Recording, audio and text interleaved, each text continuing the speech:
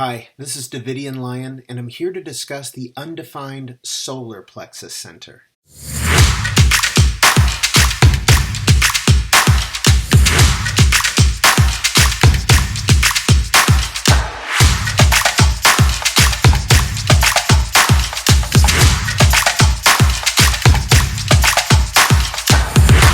The Solar Plexus Center is the triangle on the right side of your chart, and if it's white, that means it's undefined. A quick medical disclaimer before I begin.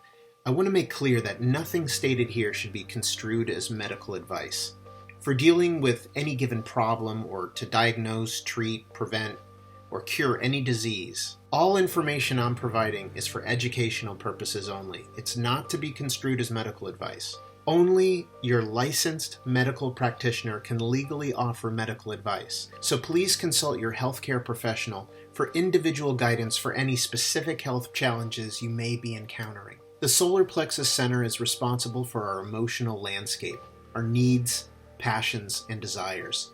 This is one of the awareness centers, or really more so in the process of becoming such. It has the potential for emotional awareness. Emotional beings, those with a defined solar plexus, are designed for confrontation and standing in the truth of how they feel.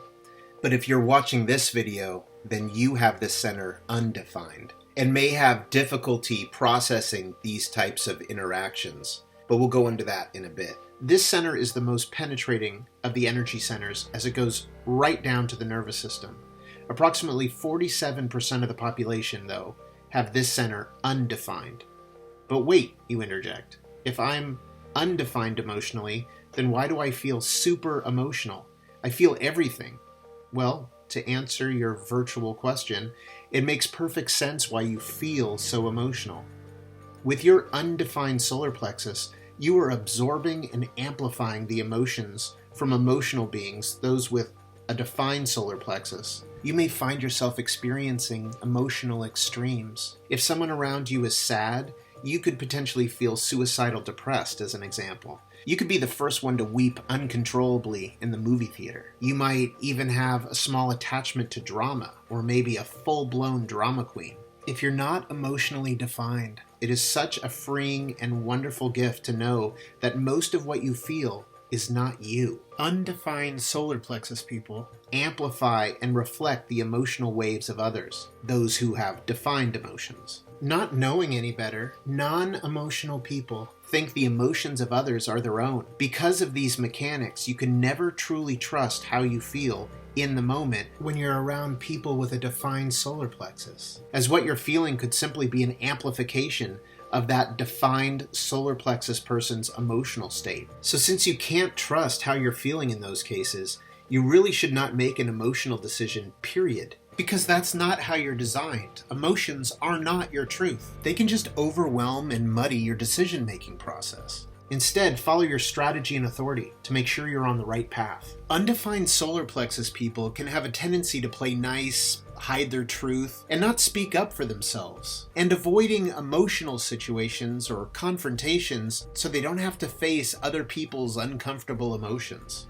Do you do that? Do you steer clear of situations that may bring emotional nervousness? There can be this nervousness navigating around emotional territory. However, if you avoid all confrontations and lie to hide your truth, to avoid the possibility of upsetting others, life may start to feel superficial and become disempowering. This could keep you in situations and relationships you've outgrown and miss opportunities to evolve or find true happiness. So some confrontations are necessary, and your strategy and authority will direct you to which confrontations are correct for you. Not knowing that this is how you're designed may have caused you to question whether there was something wrong with you, bouncing back and forth, up and down, and perhaps feeling emotionally unstable at times, and not having a reliable, innate way of handling it, as perhaps a defined solar plexus person does with their consistently operating emotional wave going from hope to pain and everything in between and back again on a continuous wave. What's happening inside of you may feel more exaggerated. You may have already spent a good amount of time in therapy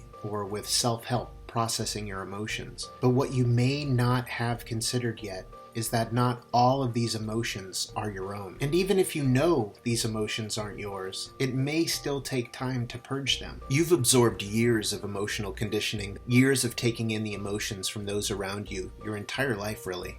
So it may take time and stillness and solitude to release what has been stored and held onto. It requires you spending a certain amount of time by yourself to discharge the emotions of others, release that emotional conditioning, and be in your own energy so you can get a better read on what's yours versus what you've absorbed. You may have noticed or find that you're much more emotionally even keel when you're by yourself after you've shed the emotional state you've absorbed. I'm emotionally defined, so your experience is vastly different from mine. Getting rid of my emotions is not a possibility for me. But I've heard that grounding is a great way to release the emotions of others. To do that, go outside barefoot, plant your feet in the ground, or wiggle your toes in the grass for a bit, and ask that what is not yours or what no longer serves your greatest good be released into the earth. It may be worth trying, and see if that provides some quicker relief. Just know that when you go back out in public, you'll need to navigate through an amplification of that emotional stew. If people around you are stressed out, you could be even more so. If people around you are happy, you could be even more so. Because remember, you're not just absorbing others' emotions, you are amplifying them. So you are experiencing a more extreme version of what the defined solar plexus person is feeling. It's not a true reflection. So how does it feel hearing that you've been identifying with the emotions of others, receiving and amplifying their emotional states? Does this provide at least some relief that this was largely a misunderstood superpower? This seeming weakness is only that way until your awareness catches up. Undefined centers are where we find our lessons, and the wisdom potential is huge if our consciousness can transcend that Maya, that what we're absorbing through our undefined centers is ours. Even the X-Men had to practice their powers in the danger room. It took some time to become superhero ready, and it's the same with you. What's a real world example of that? How about a empathic advantage, an emotional read, say at a business meeting, for instance, to feel how receptive your audience may be, or when working one-on-one with a defined emotional person to determine their emotional state? When the energy of the undefined solar plexus is expressed in a healthy manner, it operates like this. You're more easily able to feel and maintain a sense of emotional quiet, and more dialed into your empathic nature, able to move in and out of others' emotional waves without identifying with them, and allow others' emotions to come in and pass through. You trust your strategy and authority to guide you towards the right confrontations and the right decisions. And when the energy of the undefined solar plexus is expressed in an unhealthy manner, it operates like this. Not knowing any better, this person thinks the emotions of others are their own and always identifies with how they're feeling. They strive to keep others happy at their own detriment and avoid situations that bring the potential of any emotional nervousness. And when you have a totally open solar plexus center, this means that you have no gates activated in this center, no black or red lines that are connected to any of the numbers inside the solar plexus center. If that's the case, then you may be completely confused by emotional energy and not really able to grasp what or how you are feeling, because you have no way of filtering the energy that comes into this center. This may also make it very difficult to know how to deal with other people's moods or needs, or interpret their emotional cues.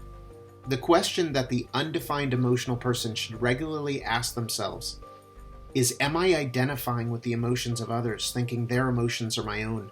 And am I still playing nice and hiding my own truth to avoid upsetting others? In conclusion, when you have an undefined or an open center, you're either intermittently taking in another's defined center transmission, and before amplifying it, augmenting it through your dormant, now activated gates. The gates act like a flavored straw or a spice, seasoning or flavoring the conditioning that you're bringing in.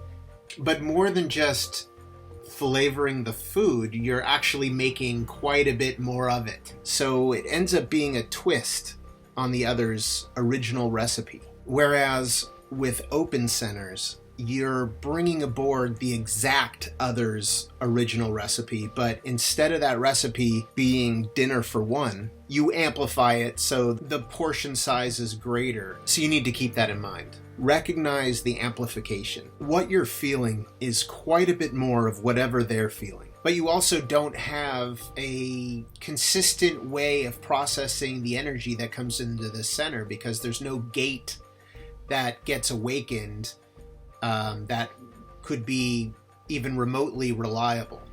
When you have a dormant gate in a center, that is always going to be how energy, when it fills up that center, it's always going to be expressed through that lens, that perspective, and that aspect will be consistent. It's inconsistent because it's not always active, it's dormant, but when it is active, it primarily expresses in that way. So for instance, an undefined person who has dormant gates, this person will always express the energy that gets absorbed into the center by either unconsciously, like on the right in red, or consciously, as on the left, processing the energy through gate 11. When it's completely open and there are no gates, then there is no consistent, intermittent or otherwise, any consistent expression of the energy that gets absorbed into the center. So it's more difficult to process. But again, this is where you are potentially the wisest in this center if you have it open, because once you can overcome the difficulties inherent in that learning process, you can more so be psychic for the other person, because it's not colored, it's not tainted by anything other than the distortion from the amplification. So if you can feel those amplified feelings, or be able to become more sensitive to how you are when you are on your own and in your own energy, deconditioned, so you have context for recognizing when you're feeling altered or not from another's emotions. To me, metaphorically, it seems like an energetic caricature of the original frequency. Just be careful, because those condiments that you're adding with your gates to the defined center material you're pulling in distort. So I would just ask you to take that into consideration when you think you have a psychic lock on exactly where somebody else is, since there's various reasons why you're not getting the unadulterated story. But you can be much closer than somebody without your wiring. It's been said, what you have zero interest in, there is no need for you to transcend. We are mostly interested in either having the qualities we don't have, or finding others who have these qualities we value, most often discounting our own consistently operating energies, which do not show up as a voice in our head in the way the white sections of our chart do, or, as in this case, our white, undefined, or open solar plexus. The things that occupy your consciousness, that you wrestle with, are directly related to the centers that you have open and or undefined. That is, after all, where your mind gets its voice, representing everything you're not, aka the spokesmodel for your conditioning. Your defined centers, because they operate in a consistent way for you, often get taken for granted. You may be aware of it, but that material is just not interesting enough, so it tends to fall into the background. It doesn't speak as loudly as the mind's voice. If you have them, not everyone has them, and some have them in short supply. You may be one of those beings. But if you have them, start appreciating them, and be healthy, because it affects other people around you. Aura hygiene is a big deal. This is where you're solid, sovereign, and influencing the world around you. And recognize what is happening in your undefined centers. Recognize where you're vulnerable to influence, so you can better shield yourself with awareness, without getting caught up in or attaching yourself to that feeling and owning it. If you can learn to be a screen and allow the emotions to move through you, it will become your superpower. You will feel an enormous calming power come into your life. You'll feel balanced and aligned and still. And others' emotions won't have you in as tight a grip like it did in the past. Be patient with yourself, first and foremost. It's going to be a difficult ride purging yourself of the conditioning you've absorbed all these years. associating with what you aren't, simply because it spoke the loudest inside you. Experiment. See what happens when you follow your strategy and authority, and see what happens when you don't. What's your mind's track record in consistently leading you to good results? Thank you very much, and good luck with your experiment.